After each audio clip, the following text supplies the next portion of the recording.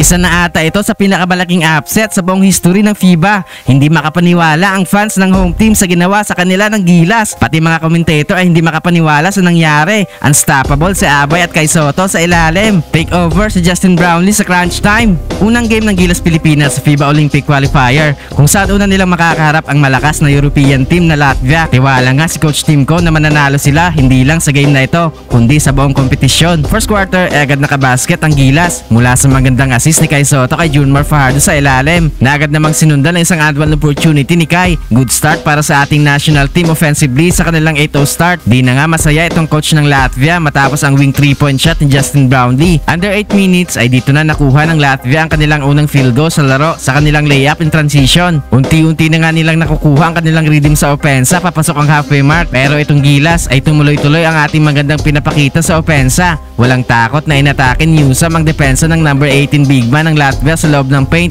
kung saan nakapagpasabit pa ito ng foul. Under 5 minutes ay umabot na sa double digit ang ating kalamangan matapos ang advance opportunity ni Abay. Malaking problema nga itong si Fajardo sa Latvia sa loob ng paint. Hindi na nga makapaniwala itong commentator ng FIBA sa magandang performance na pinapakita ng Gilas. Tuwing mag-a-attempt ka ng run ng Latvia ay agad merong counter ang ating national team. Tila frustrated na nga itong si Bertans kay Ramos matapos niya itong matulak sa pick and roll play. Sobrang shock na nga itong mga crowd sa Latvia matapos maipasok pa ni CJ Perez ang kanyang logo shot at the end of the quarter para bigyan ng 16-point lead ng Gilas after ng opening frame sa score na 32-16. Second quarter ay patuloy ang pagpapahirap ng Gilas sa Latvia sa mga early minutes. Good find para kay Perez kay Kai Sotto sa ilalim para sa isang alley-oop play. Ni-reverse pa ni Kai ang kanyang slam dunk. Hindi nga kayang pigilan ng Latvia itong mainit na opensa ng ating national team. Agad ngang sinagot ni Kembao itong tres ng Latvia sa kanyang step back 3-point shot. Napapailing na nga itong mga fans ng home team. Halfway mark ay nagkaroon ng spark sa opensa itong Latvia matapos ang kanilang 3 straight field goal. Nagkapisikalan pa si Dwight Ramos at Kuruc sa pagkuha ng loose ball.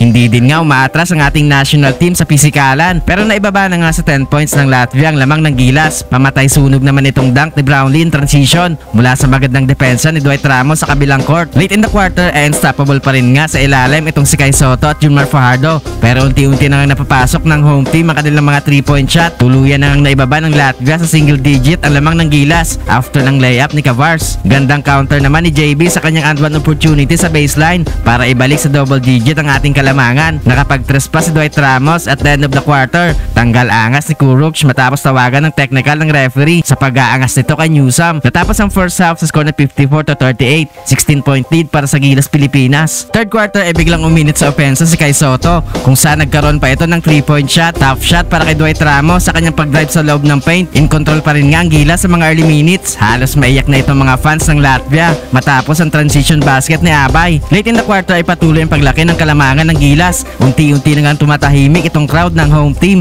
Patuloy din ang pagkana sa opensa ni Dwight Ramos. Nakapagpabaon pa ulit si CJ Perez na isang tres patapos ang quarter para bigyan ng 21-point lead ang Gilas after ng third frame sa score na 77-56. Fourth quarter ay good start offensively para sa Latvia sa kanilang 5-0 start sa mga early minutes. Patuloy nga ang paghahabol ng home team papasok ang halfway mark, kung saan nagkaroon ng spark ang kanilang opensa matapos ang advance opportunity ni Kuruc. Baba sa 12 points ang lamang ng Gilas. Under 5 minutes ay naibaba na sa single digit ng Latvia ang kalamangan ng Gilas, pero biglang to make over sa opensa si Justin Brownlee. Nagwala ang buong bench ng Gilas after ng kanyang 4-point play. Na-maintain nga ng Gilas ang kanilang kalamangan late in the quarter, kaya sa huli nga ay panalo ang ating national team. Isa nga ito sa pinakamalaking upset sa buong history ng FIBA.